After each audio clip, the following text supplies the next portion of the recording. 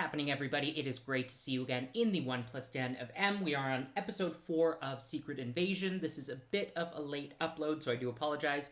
But anyways, lots of questions from episode 3. We are 2/3 of the way through, so we had like our, I guess, mid-season finale, you could call it, and lots of questions. We had Vara.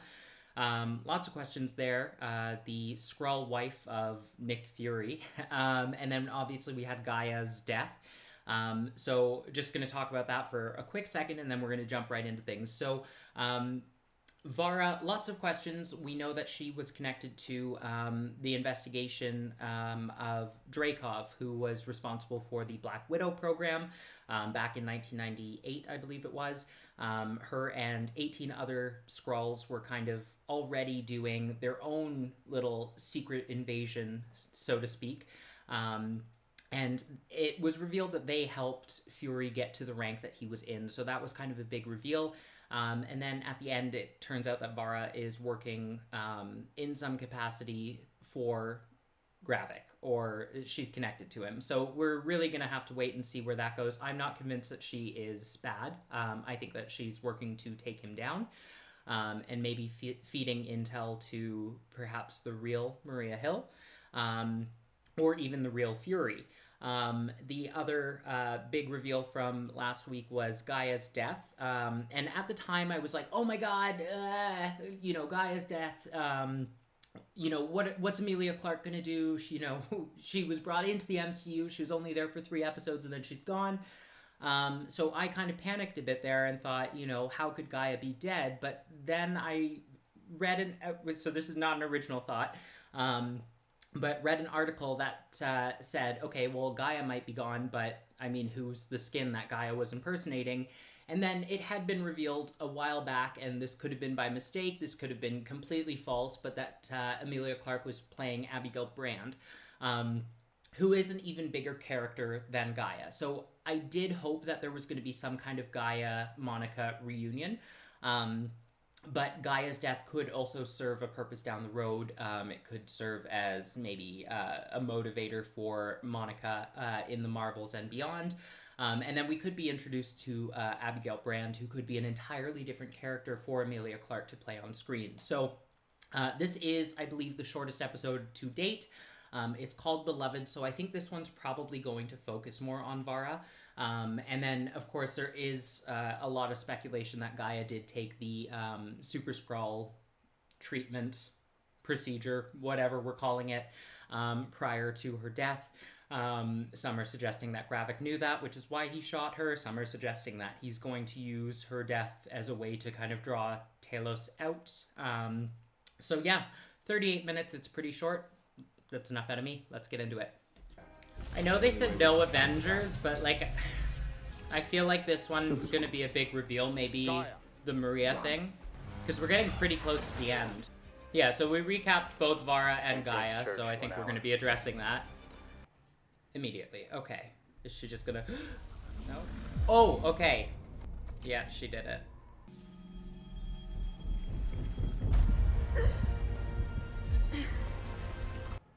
I really do love these flashbacks that they do. So this is 14 years prior? Strangest thing, I kept having this feeling that someone I know had something to do with getting... I do like that in Phase 5 we're still referencing the Battle of New York. And it's not that I like rehashing old stuff, it's just like kind of that nod to what has put this all together. They did it really well in Hawkeye with just even that different perspective. How'd that happen? I'm the one telling you to kill Fury. For how long? You can flip a coin for all I care. I'm a big girl, I could take care of myself. Oh. Would you have loved me if I'd never changed?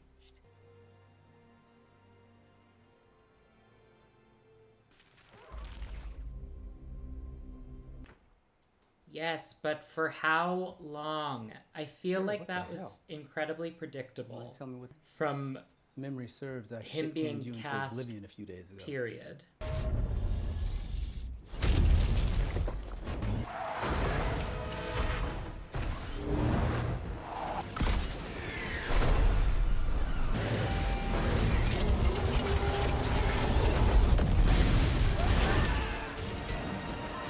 Yikes. Oh my god. Fury, it's a kill zone. Whole planet will be a kill zone if we don't save Richard. Why doesn't he have his Winter Soldier truck? Like, why doesn't he have a fleet of those?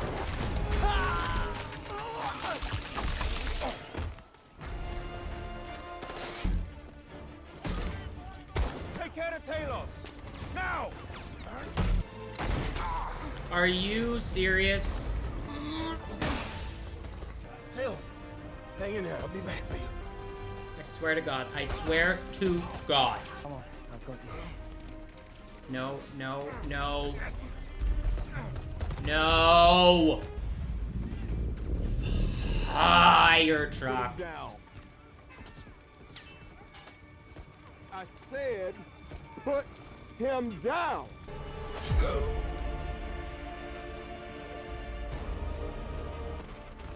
I feel like you might want to also get rid of the body.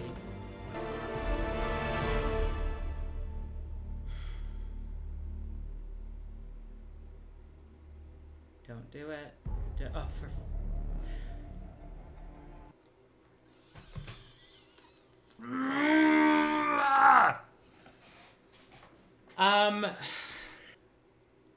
I don't know why I'm more annoyed about Talos dying than I was about Hill. Well, okay, so Hill I was like very much half asleep for and didn't believe it. I expected her 100% to turn back into a Skrull. Talos was a Skrull when it happened, and it's Talos. And then Gaia was like, oh, okay, super Skrull. And also, like, it just... She had only been in it for 3 episodes. Talos has been in it this whole time, plus Captain Marvel. He was the main, well, kind of antagonist.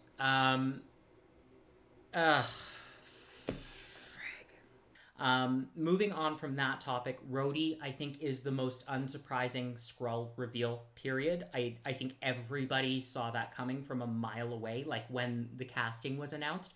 Fun fact, I worked on a show for Don Cheadle as an extra. I don't know the situation with the strike. I don't know if the show's going to air. I'm not going to get into the title or any of that, but it was very interesting to see an Avenger up close in person, like 2 feet away from me. But I want to know how long he's been a Skrull, so like how far back, and obviously where is the actual Rhodey. Moving back to kind of the Skrull situation with 1 million of them being here, yes, that's very serious. Yes, there's so many of them, and yes, Talos did mention to Gaia, we're kind of at the mercy of our hosts here, but I'm kind of wondering, so they were a relatively advanced civilization in the grand scheme of things. They were capable of like interstellar travel? But anyways, travel across space, great distances. So I'm wondering, do they not have the tech to find a habitable planet, or can they not provide tech to Earth that would help them, like with perhaps terraforming or locating a planet or any of the above? Like without, I mean, that could be a whole podcast, I'm sure. But there's 1 million of them, so surely there are scientists. I feel like if 19 of them kind of infiltrated S.H.I.E.L.D., are we going to kind of explore, like, did they have a hand in creating the sword facility that's currently orbiting the Earth? Did any of their contributions help with the technology that S.H.I.E.L.D. uses, or S.H.I.E.L.D. was using on a regular basis with, you know, the, like that disguise that Natasha was wearing, for example, in The Winter Soldier, where she was able to become somebody else, was that Skrull technology. I think that Gaia, in particular, if they're going to run with her story, I think that she could carry another season. I think that, you know, finding these Skrulls a home, I think that this could really be its own thing within the MCU. Again, maybe not as a spy thriller the whole time. I think people would probably get bored of that. And I know when I say that it's rushed, that kind of cancels out something else that a lot of people are saying, and I've even said it, where it does feel slow at times. It absolutely does, but I think that's more a statement to the genre rather than the actual story. I think they're packing a lot into here, and I think that this is a very, very good Disney Plus series. Yes, it's one of the ones that I like a lot better than some of the others for sure. But I think that it maybe feels a little out of order, or maybe, I don't know if disjointed is the right word, because it is, again, it's very good. I really enjoy it. It's just that some of these things, I think maybe the Super Skrulls could have happened a little earlier, maybe a little more pandemonium or chaos leading up to, because we're already towards the end, right? There's only 2 episodes left. So I don't really know what to say about the last 2 episodes. I think that we're probably going to get like the big bad reveal next episode, leading into obviously the final confrontation. Like I said, I think that Gravik is probably, I think there's probably one more above him, and I'm thinking signs are pointing towards Sonya. That's my guess. I don't really have any concrete evidence on that. I am really curious. I do want to know what you think, so let me know in the comment section down below. Yeah, I'm probably going to leave it at that for this week's episode, but very curious to hear what everybody's thoughts are on the show as a whole. Yeah, this was an interesting episode because I did see some of it coming, quite a bit of it coming, and then there was that Talos thing, or Talos, which I anticipated for maybe the last episode or the 5th episode as maybe like a catalyst or something to kind of move things along into the finale, but I didn't really see it coming now, and it seems very final, so it's kind of a lot to process. So I'm gonna leave it there. As always, thanks again for joining me in the 1+10 of M. Bye.